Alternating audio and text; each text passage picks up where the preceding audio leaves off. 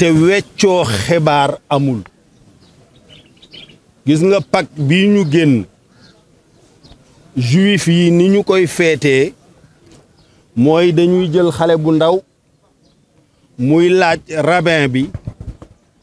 ba Israël di génne Égypte di jóge ci njaam di dem ci liberté lu ko sabab rabbin bi di ko nett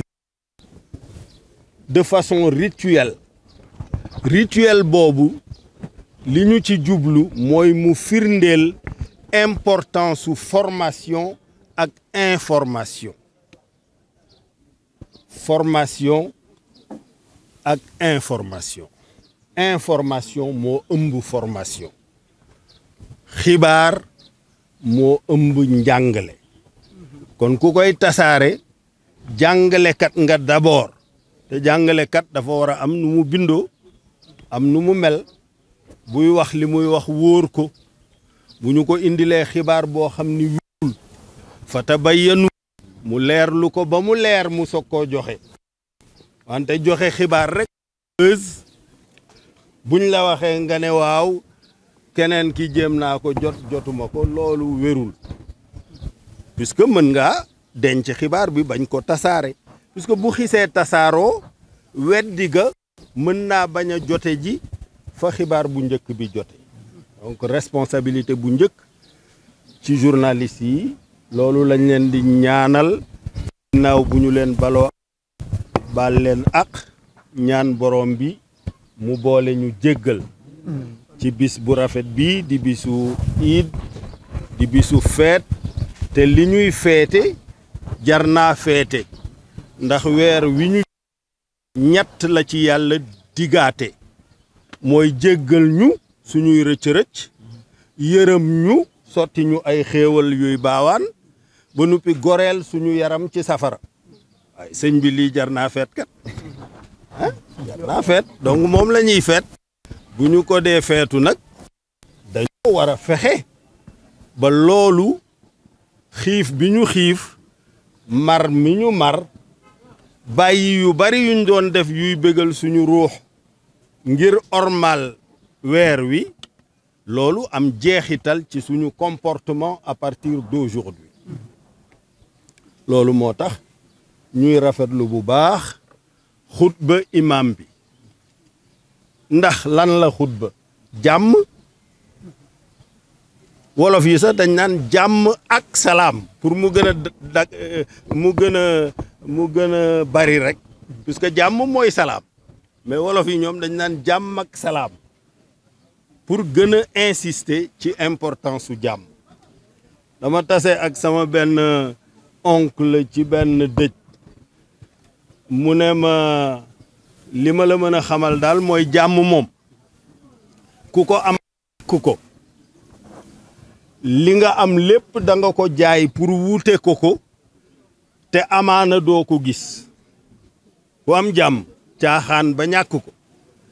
li nga yore ci or ak jama ak pétrole ak gaz ak lépp di nga ko jaay pour wutaat jàmm te wóorul nga gisaat ko moo lay wan importance su jàmm sëriñ wax jàmm fii ak fa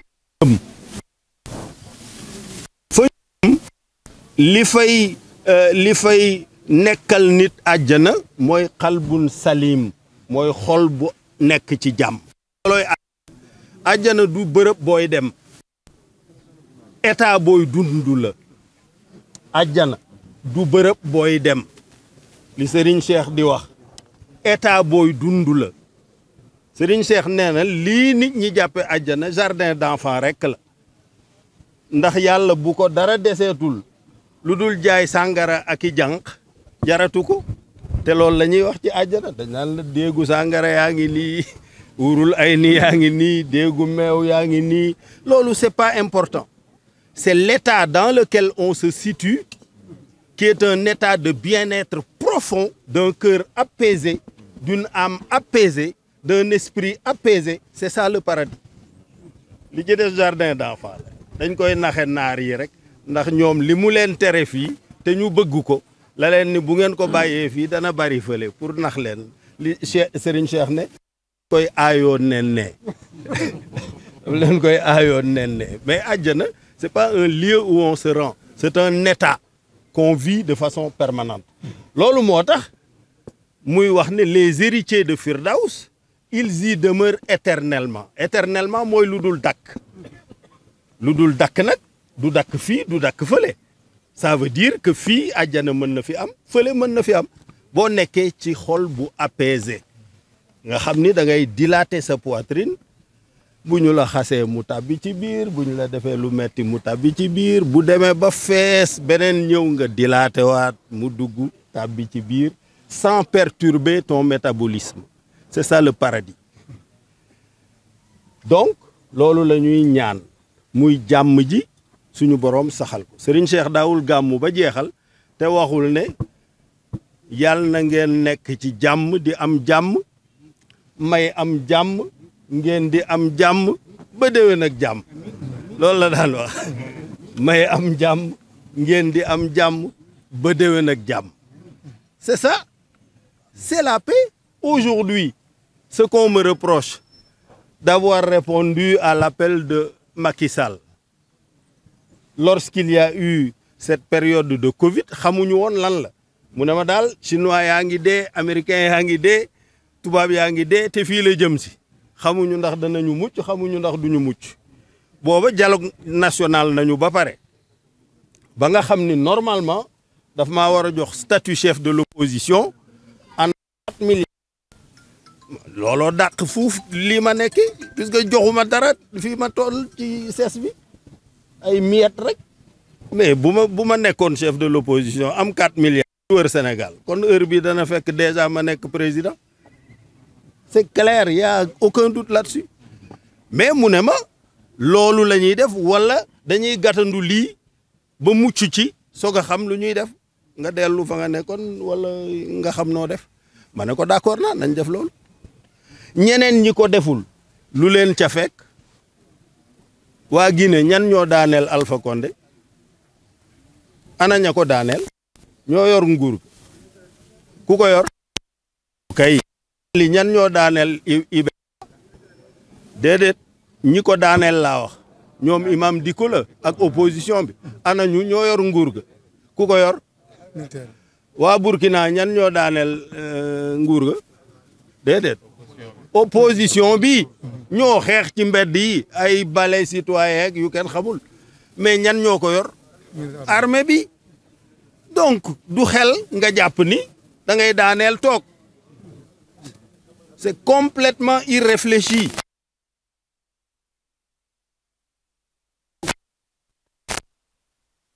li ma mooy dëgg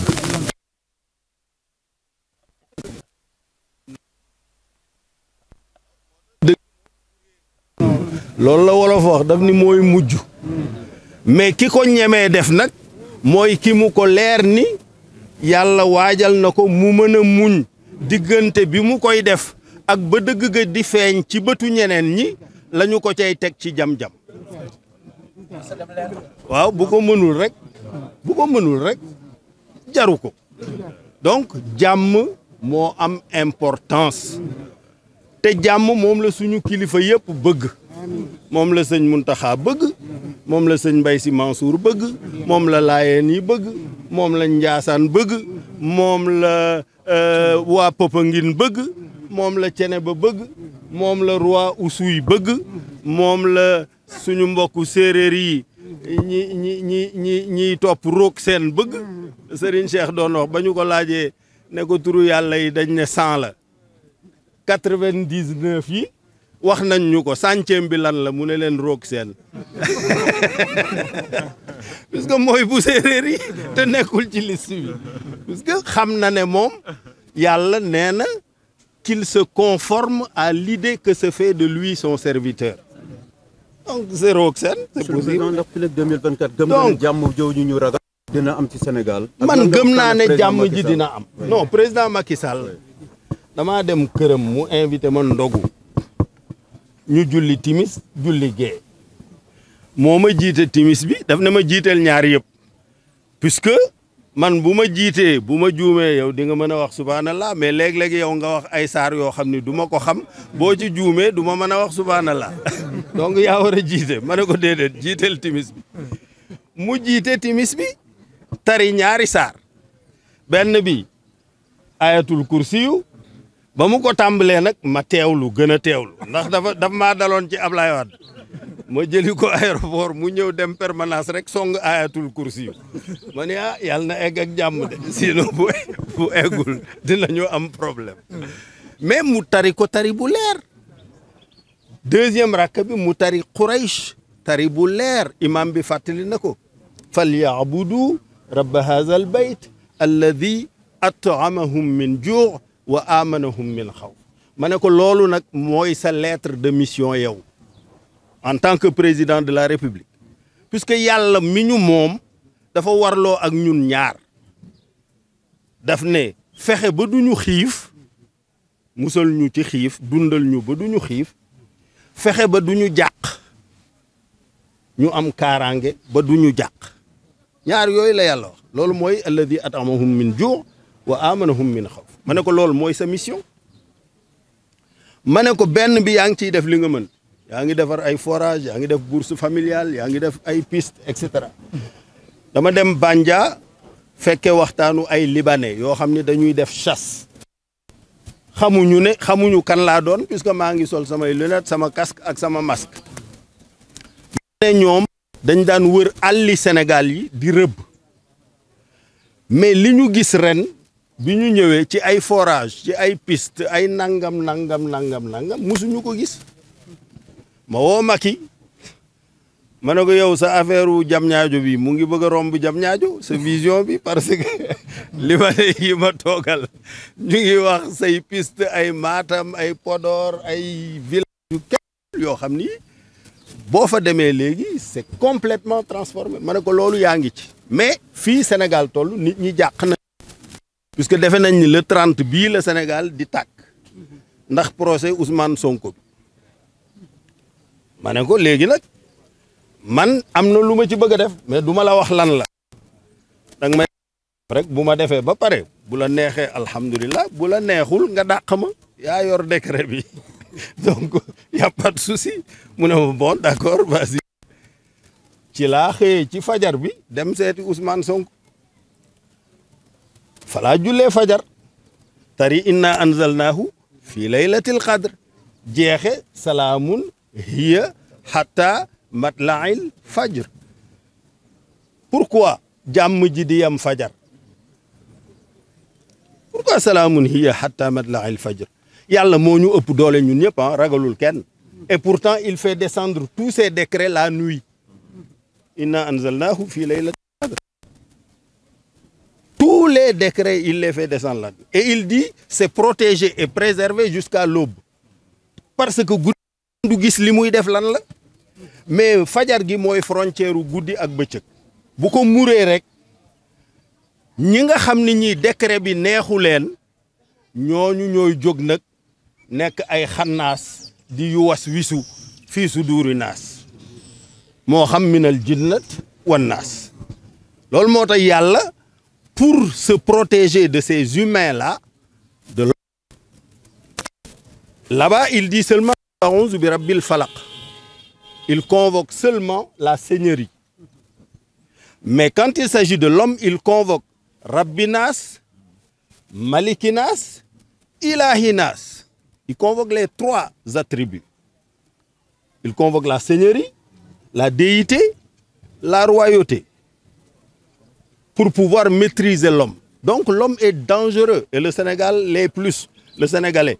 il est encore dangereux par raison il est capable maam bi wax li ñëw sa kër ngay naan sa café mu lay fen rek c'est malheureux mais c'est comme ça nous sommes un peuple très bizarre et très surprenant il y a beaucoup de menteurs beaucoup d'indignes de confiance beaucoup de truands beaucoup de njublang quand j'avais déclaré dans ma déclaration de politique générale que j'allais combattre njublang et protéger góorgóorlu c'est ça que je voulais dire hein c'est ça que je voulais dire et c'est ce que je pense encore aujourd'hui si vous ne voulez pas que je combatte Njublang de façon sérieuse,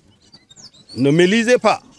Si vous m'élisez, vous allez avoir droit à la vérité. Votre compagnonnage avec le... Écoutez, laissez-moi finir d'abord mon message. Je répondrai à vos questions politiques cet après-midi, à 16h. À 16h. Hein, je donne une conférence de presse solennelle. Mais là, j'insiste sur le khutba de l'imam Djam, pour que les gens comprennent ce que ce Djam-là est important et mérite d'être protégé par tout le monde. Et en tout premier lieu par les citoyens eux-mêmes. Les forces de sécurité et de défense, bien sûr, feront leur travail, mais ce sont les citoyens eux-mêmes qui doivent protéger la paix. C'est eux les bénéficiaires de cette paix. Dans l'histoire, comment est-ce que l'État est né? L'État est né suite à un choc climatique qui a fait que les gens ne pouvaient plus chasser, cueillir et pêcher. Et heureusement, à 4 endroits du monde, il y a eu 4 grands fleuves qui ont traversé le désert. C'est le Nil, le Tigre et l'Euphrate, la Mésopotamie, quoi, et l'Indus et le fleuve jaune qui a donné naissance à la Chine. Donc les 4 grandes civilisations dans l'histoire, c'est la civilisation égyptienne, africaine, puisque c'est la Nubie qui a éduqué l'Égypte, qui elle-même a éduqué la Crète, qui elle-même a éduqué la Grèce. Et c'est grâce à Alexandre le Grand, ce Macédonien, que ça a été éparpillé dans le monde. Et plus tard par César, avec la longue durée du règne de l'Empire romain, ça s'est universalisé. Ce qu'on appelle la culture universelle que les Occidentaux se sont appropriés est bel et bien né en Afrique, en Nubie. Les pyramides là, pyramides yi nekk booru Soudan jëm foofu dafa jóge Victoria dem ba Méditerranée dafa romb ay dëkk Soudan, Éthiopie jaar fii ci montagne yi nangam mais foofa ba loola nit ñi daw toog booru dex yi et agriculture mu remplacer cueillette ñu créé élevage mu remplacer chasse mais chasse ak agriculture dafa yomb dafa jafe chasse dafa yomb pardon élevage dafa jafe cueillir dafa yomb bay dafa jafe boo toogee di bay wala nga yeew sa gétt am ñoo xam ni ñoom la ñu tàmmoon muy chasser loola ca la ñu wëy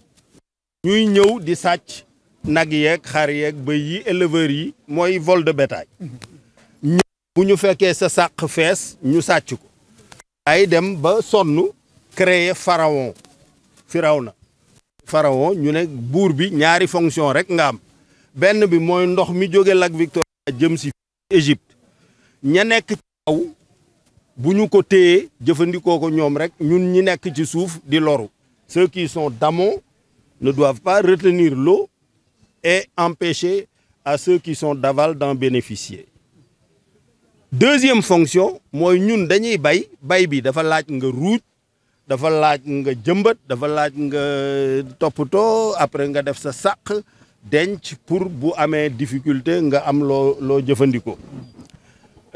sàmm gi aussi dafa laaj nga yeew nag yi yeew fas yi yeew te dafa am ay bandi yoo xam ni ñoom la ñu tàmmoon ca ba ñuy rëbb rek loolu la ñu wéyal donc nga musal ñu ci ñooñu loolu mooy la première fonction de l'État, c'est provoquer la paix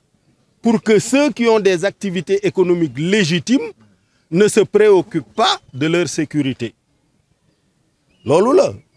Donc les forces de sécurité et de défense là, judduwul tey de mu ngi juddu moins 2800 avant Jésus-Christ, 3000 ans avant Jésus-Christ. Jésus-Christ il y a 2000 ans maintenant et 23 années. Donc ça fait plus de 5000 ans que les forces de sécurité et de défense existent. te ni ko imam bi waxe yonent bi wax ko sallallahu alayhi wa sallam nee na ñaari bët yii daal ñoom duñu gis safara ñoom bët bi nga xam ni tuur na ranxooñ ndax dégg gi mu dégg samay wax yi yàlla wax maanaam ku ñuy jàng alxuraan ci moom ba ci àgg rek mu jooy xam affaire bi dugg ko mu jooy kooku moom du gis safara beneen bët bi mooy ki fanaan ba bërsët pour aar ñeneen moom nelawul jaarul ci nelaw ñan ñooy def loolu policiers yi gendarme yi militaires yi ba noppi dañ leen di rey ñoom yow président bi da ngay taxaw def revue des troupes jàkkaarloo ak gone gu am 18 ans wala 20 ans wala 22 ans ne ko dama lay yóbbu Casamance wala dama lay yóbbu Arabie Saoudite wala dama lay yóbbu feneen nga dem défendre Sénégal mu dem fa dee ñu yeb ci kees delloo si mais responsabilité bu toll noonu bu rëyee noonu di nga fi nekk nag bàyyi ay gone yoo xam ni kenn xamul fu ñu jóge ñun ñu taal dëkk bi alors que des jeunes comme eux sont dans les forces de sécurité et de défense bi ma gisee loolu ma dem ci Ousmane Sonko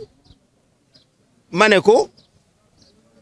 ku bëgg a nekk chef suprême des armées te loolu mooy président de la République doo yàq seen fête seen marche bii ngeen di def le 3 avril nga xam ne day saboter fête gi baleen ko puisque bu ngeen defee marche force de sécurité yi danañ fa bàyyi entraînement ya ñuy entraîner di ko waajal 4 avril ñëw dal ci seen kaw puisque du ñu leen bàyyi ngeen yàq Sénégal parce que addina bi yëpp feet gi la ñuy gën a seetaan bu feet gi yàqu woon kon du ñu taxaw fii di wax addina bi rajo yeeg ñëpp ci loolu la ñuy nekk Sénégal tàkk na Sénégal a ngay lii ba léegi d'ailleurs y a des chancelleries yoo xam ni photo mars yi la ñuy yónnee ci seeni réseaux sociaux pour wax ne ah lii kat moom xëy na mu amaat Sénégal nangam pour yàq parce que du ñëpp ñu Sénégal nekk ci jàmm d'ailleurs démb tey ci suba rek maa ngi wax ak benn professeur chercheur boo xam ni ku xarañ la ci wàllu terrorisme mu ne ma dafa am benn burkinabé bu ko woo ne ko ñun daal leen rek ñu intéressé mooy Sénégal tàkk wala Côte d'Ivoire tàkk puisque bu ñaar ñooñu bu ci benn tàkkee rek sunu affaire baax ndax ci sous-région bi day matale surtout Sénégal nag mu ne ko Sénégal moom bu tàkkee moom sunu affaire di baax donc na ngeen bàyyi xel ci ne am na ñoo xam ni une internationale du terrorisme ou du désordre les deux. Il y a le terrorisme djihadiste, islamiste, radical, c'est un fait. Mais il y a des terroristes pires que cela qui veulent créer le chaos et le désordre, pensent-ils, pour pouvoir s'emparer des richesses du Sénégal. Et ça, nous ne le laisserons pas faire. Il faut que ce soit très clair. Que ce soit très clair. Amoul balai citoyen, amoul France dégage, amoul kenen. Sénégal ken du ko taal. Je l'ai dit à Macky Sall, je lui ai dit, moi je m'en vais, mais il faut que la sécurité du pays, qui nous préoccupe tous les deux, soit garantie. Que ce soit garanti. C'est ça. C'est tout, hein. Donc, jàmm, la paix, stabilité, sécurité, pour que ceux qui ont des activités légitimes puissent les faire. Loolu la imam bi xutba loolu la ñëpp war a répéter ba mu wër àddina bi wërëngal këpp voilà jàmm la paix daal